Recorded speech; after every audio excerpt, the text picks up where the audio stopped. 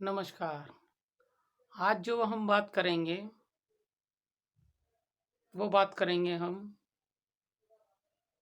Execution अर्थात निष्पादन हिंदी में बोलते हैं। किसी डिग्री का या ऑर्डर का निष्पादन कैसे किया जाता है, ठीक है ना?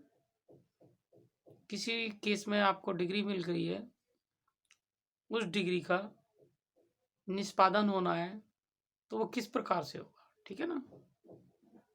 ये समझने के लिए आपको इस वीडियो को अंत तक देखना होगा। तो सबसे पहले जो हम बात करते हैं, ये सीपीसी की धारा 21 नियम 11 के तहत मान्य न्यायालय के द्वारा किसी केस में कोई ऑर्डर किया गया है धन वसूली के संबंध में, या कोई अन्य प्रकार का ऑर्डर का एग्जीक्यूशन होना है, तो मान्य न्यायालय के द्वारा डिग्री की एग्जीक्यूशन आदेश 21 नियम 11 के अधीन किया जाता है, ठीक है ना? जिसमें वो सारे पर्टिकुलर फैक्ट्स अर्थात वो ऑर्डर जो लास्ट में डिग्री बनी है और जितने भी कंटेंट्स उसके इससे संबंध में है, वो फाइनल ऑर्डर के साथ में, और जिस व्यक्ति के पक्ष में वो ऑर्डर पास किया गया है, उस ऑर्डर को एग्जीक्यूशन अर्थात निष्पादन कराना है, तो उसी न्यायालय में जाएगा जिस न्यायालय ने उस ऑर्डर को पास किया है, और वो न्यायालय अपनी ज्यूरिडिक्शन अधिकार को मानते हुए, ठीक है ना, उस एग्जीक्यूशन अर्थात निष्पादन करेगा अपने आदेश को, और उसमें जो जो बातें मान्य न्यायालय के द्वारा दी गई हैं उनका निष्पादन कराने के लिए जजमेंट डेटर अर्थात दूसरे पक्ष को जिसके खिलाफ ये डिग्री पास हुई है, वो समुचित आदेश जिनकी आवश्यकता है उस आदेश का पालना कराने में मान्य न्यायालय के द्वारा वे सभी आदेश समय समय पर उचित माध्यम से किए जाएंगे। जैसे कि अब प्रक्रिया समझिए कैसे होता है। जब कोई डिग्री मान्य न्यायालय के द्वारा, ठीक है, मान्य न्यायालय के द्वारा डिग्रीदार के पक्ष में कर दी जाती है, ठीक है ना, तो उस पक्ष को लेके वो पक्षकार जो है उस आदेश को लेके विपक्षी के खिलाफ मान्य न्यायालय में सबसे पहले एक ब्रीफ एक्ट बना के आदेश 21 नियम 11 के अधीन दिया जाएगा, और सबसे पहले मान्य न्यायालय के द्वारा उसके अंतर्गत उस पर नोटिस करके विपक्षी को बुलाया जाएगा और पूछा जाएगा कि आपको कोई परेशानी तो नहीं है इस आदेश की पालना करने में, और आपको ये आदेश पालन करना है जो आपके खिलाफ मान्य न्यायालय के द्वारा किया गया है, ठीक है। जब निर्णित ऋणी बोलते हैं दूसरे पक्ष को हिंदी में, ठीक है ना, डिग्रीदार जिसके पक्ष में डिग्री की गई है, उसके बाद में नोटिस पे आके वो मान्य न्यायालय के समक्ष आसानी से अगर मान्य न्यायालय के आदेश की पालना करने के लिए तैयार है, तो मान्य न्यायालय ऐसे आदेश की पालना उसी समय तत्काल कराने की कोशिश करेंगे, ठीक है ना। अगर वो नहीं आता है नोटिस के बाद, तो मान्य न्यायालय द्वारा धन वसूली का या किसी और प्रकार के आदेश की पालना के संबंध में, जैसे कि धन वसूली के संबंध में कुर्की का आदेश करते हुए, ठीक है ना, संपत्ति की कुर्की का आदेश करते हुए एक वारंट ऑफ अटैचमेंट की कार्रवाई की जाएगी, जिसके अंतर्गत जो संपत्ति है निर्णीत ऋणी की, उस संपत्ति को जब्त करके मान न्यायालय के समक्ष लेके आया जाए। इस तरह की प्रक्रिया का एक वारंट जारी किया जाता है। ठीक है ना। जब ये सब हो जाता है या फिर नहीं होता है, पार्टी उसी टाइम बहुत बार बेइज्जती के डर से निर्णीत ऋणी पैसा दे देता है या समझौता कर लेता है या मान न्यायालय के आदेश की पालना कर लेता है। ठीक है ना। इन तीनों में से वो एक काम अक्सर ज़्यादातर धन वसूली के संबंध वाले वादों में या जैसा भी मान्य न्यायालय के द्वारा जो आदेश है उसका पालना करना है तो वो ज़्यादातर कर लेते हैं अधिकतर केसों में।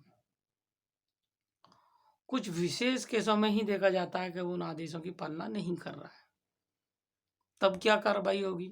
या वो जगह छोड़ के भाग गया है, प्रॉपर्टी तो है उसकी वहाँ लेकिन वो जगह छोड़ के भाग गया है और जो प्रॉपर्टी है वो उसी की है, ये बात कन्फर्म है डिग्रीदार को। उसके संबंध में मान्य न्यायालय के समक्ष उस संपत्ति के संबंध में सारे कागजात लगाए जाएंगे। अगर उसे अकाउंट के संबंध में जानकारी है तो वो अकाउंट नंबर भी दे सकता है जिसके संबंध में वो अकाउंट को ऑपरेट करता है। उस अकाउंट से भी बहुत बार मान्य न्यायालय द्वारा धन वसूली के लिए पैसा मंगाया जा सकता है या वो नौकरी करता है तो वहाँ से भी कटवाया जा सकता है। ठीक है ना। तो जब निष्पादन अर्थात एग्जीक्यूशन किया जाता है तो जहाँ भी उचित लगता है मान्य न्यायालय को वहाँ से धन वसूली के मामलों में ज़्यादातर पैसा काटने का आदेश दे दिया जाता है या नीलामी के द्वारा घर की नीलामी भी करा दी जाती है।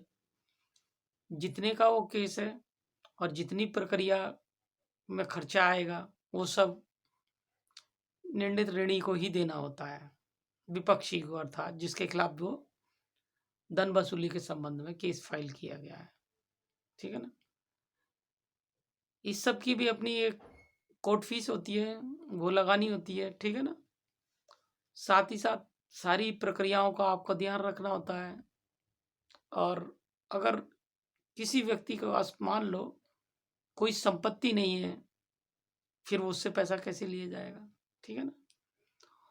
तो उस संबंध में आप पैसा कैसे लेंगे?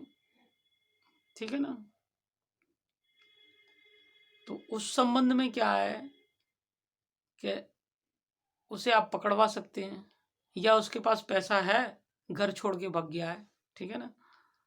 और संपत्ति में जब भी जाते हैं वो परेशान करता है, नीलाम नहीं होने दे रहा है या अटैचमेंट नहीं करने दे रहा है, तो पुलिस एड की भी आप सहायता ले सकते हैं। मान्य न्यायालय के समक्ष प्रार्थना पत्र लगेगा और मान्य न्यायालय उस प्रार्थना पत्र को अलाउ कर देंगे। संबंधित पुलिस का जो खर्चा सरकार के मद में जमा होता है उसे जमा करा दीजिए और उसके बाद पुलिस एड भी आपको मिल जाएगी। एड से मतलब हेल्प करेगी आपकी कंसर्न थाना एसएसपी के थ्रू। ठीक है ना। और अगर वहाँ भी वो भग जाता है और संपत्ति किसी और की और वो फिर भी पैसे नहीं देना चाह रहा तो आप उस व्यक्ति को कैसे करके पकड़वाएंगे? सिविल के अंदर एक नियम है कि आप उसे अरेस्ट भी करा सकते हैं। ठीक है ना। अब अरेस्ट कैसे होगा? मान्य न्यायालय के समझ फिर एक उसे पकड़ने के संबंध में एप्लीकेशन लगेगी और अरेस्ट टू पर्सन बोलते हैं उसे, अरेस्टिंग एप्लीकेशन फॉर निर्णीत ऋणी अर्थात जजमेंट डिफॉल्टर। ठीक है। तो उस संबंध में जब वो एप्लीकेशन लगेगी तो मान्य न्यायालय अक्सर उसे अलाउ कर देते हैं और पुलिस उसे पकड़ के ले आती है। अब इस केस में जब पकड़ के ले आएगी तो ये प्रॉपर जेल नहीं जाता है। इस केस के अंदर सिविल के अंदर ये है कि उससे सिविल कारावास होता है। ठीक है ना। सिविल कारावास आप समझ सकते हैं, वो तहसील के अंदर या कहीं अलग जगह बनाए होते हैं जहाँ पर व्यक्ति को बंद कर दिया जाता है और सरकार का एक खाने का खर्चा होता है वो भी उस व्यक्ति को देना पड़ता है जो डिग्रीधारी होता है। अब इस संबंध में समझिए कि वो कितने दिन जेल में रह सकता है। इस संबंध में एक खासियत ये है कि वो जब तक जेल में रह सकता है जब तक आप चाहोगे। वो चाहोगे आप कैसे? वो ऐसे कि जब तक आप उसे खाने का खर्चा सरकार को देते रहिए तब तक वो सिविल जेल में बना रहेगा। ठीक है ना? अब आप पकड़वाना नहीं चाहते, ठीक है ना, मत पकड़वाइए। अब या तो फिर उसे छोड़ दिया जाएगा, या उस पर पैसा नहीं है, ठीक है ना, फिलहाल पैसा नहीं है ये मान के चलते हैं, तो वो क्या भग जाएगा? भगेगा नहीं, या वो वहीं है। ठीक है। अब आप समझिए कि आप अपने केस के संबंध में उससे खाली पैसा लेना चाहते हैं, उसे जेल नहीं भेजना चाहते। कोई बात नहीं, आज पैसा नहीं है तो वो डिग्री जो है आप कब कब उस डिग्री को एग्जीक्यूट करा सकते हैं। इसकी टाइम पीरियड मीन्स, ठीक है ना, डिग्री का टाइम पीरियड कोई नहीं होता। जब भी उस पर पैसा हो जाए तभी आप एग्जीक्यूट करा सकते हैं, ठीक है ना। साथ ही साथ जैसे आज नहीं है, आज उस पर पैसे की दिक्कत है, तंगी है, नहीं दे पा रहा है, लेकिन आपने डिग्री ले रखी है तो कोई बात नहीं, आप अब नहीं हुआ, आप 1 साल बाद, 2 साल बाद, 4 साल बाद जब उस पर बहुत सारा पैसा आ जाता है फिर आप एग्जीक्यूट करा सकते हैं, ठीक है ना। डिग्री धन वसूली के संबंध में डिग्री जब भी बनती है या किसी भी ऑर्डर के संबंध में जब डिग्री बन जाती है, उस ऑर्डर की कोई म्याद नहीं है। कभी भी आप उस ऑर्डर के संबंध को अप्लाई करा सकते हैं, या मतलब एग्जीक्यूशन या निष्पादन मान्य न्यायालय के समक्ष दाखिल कर सकते हैं और वो तभी चालू हो जाएगी। और फिर उसी प्रक्रिया के तहत जो मैंने पिछले अभी मैं बता रहा था उन प्रक्रियाओं का उसे सामना करना पड़ेगा, फिर से उससे पैसा ले लिया जाएगा, ठीक है ना। तो इसलिए धन वसूली केस के संबंध में एक विशेष चीज है कि व्यक्ति ज्यादातर कोर्ट फीस के चक्कर में वो मान्य न्यायालय के समक्ष प्रॉपर केस फाइल नहीं करता, जबकि उसे करना चाहिए। भाई कोर्ट न्यायालय जो है अपनी फीस ही तो ले रहा है, लेकिन आपका पैसा बहुत सारा है, वो कितना मर रहा है, उस पर ब्याज भी मिलेगा तुम्हें, ठीक है ना। तो इसलिए कोर्ट फीस देना, आप ये ना मत समझिए कि आपका नुकसान हो रहा है, नुकसान नहीं हो रहा, वो आपका फायदा होगा। कोर्ट फीस भी वो जब डिग्री बनेगी तो वो दूसरे पक्ष से लिया जाएगा, उसके कारण से आपको कोर्ट के अंदर आना पड़ा है, ठीक है ना। और साथ ही साथ उस पर ब्याज भी लगेगा। तो सिविल के अंदर ये बहुत बढ़िया प्रक्रिया है, लेकिन कुछ लोग मान्य न्यायालय को कोर्ट फीस देने ना देने के चक्कर में जो सूट का स्वरूप होता है उस स्वरूप में सूट फाइल नहीं करते, जबकि करना चाहिए, ठीक है ना। जब मान्य न्यायालय को कोर्ट फीस मिलेगी तो आपको भी तो सारी फैसिलिटीज अवेलेबल कराएंगे, ठीक है ना। जब आप कोर्ट फीस नहीं दोगे, प्रॉपर सूट नहीं बनाओगे, कोई दूसरा क्रिमिनल सूट बनाओगे, जबकि उसके अंदर बनना सिविल सूट है, आपने 420 406 करके डाल दिया। हालांकि मान्य न्यायालय, हाई कोर्ट, सुप्रीम कोर्ट वगैरह के द्वारा बहुत सारे केसों में कहा गया है कि आप सिविल लिटिगेशंस को क्रिमिनल लिटिगेशंस में परिवर्तित नहीं कर सकते हैं, ना ही उसका रूप दे सकते हैं। कुछ लोग करते हैं, ठीक है ना। इसलिए आपको जो सिविल केस है प्रॉपर उसी रूप में बनाना चाहिए, और सिविल लिटिगेशन में जो कोर्ट फीस है वो देनी चाहिए, जिससे कि उस डिग्री का पालन किया जा सके। नमस्कार, आगे मिलेंगे।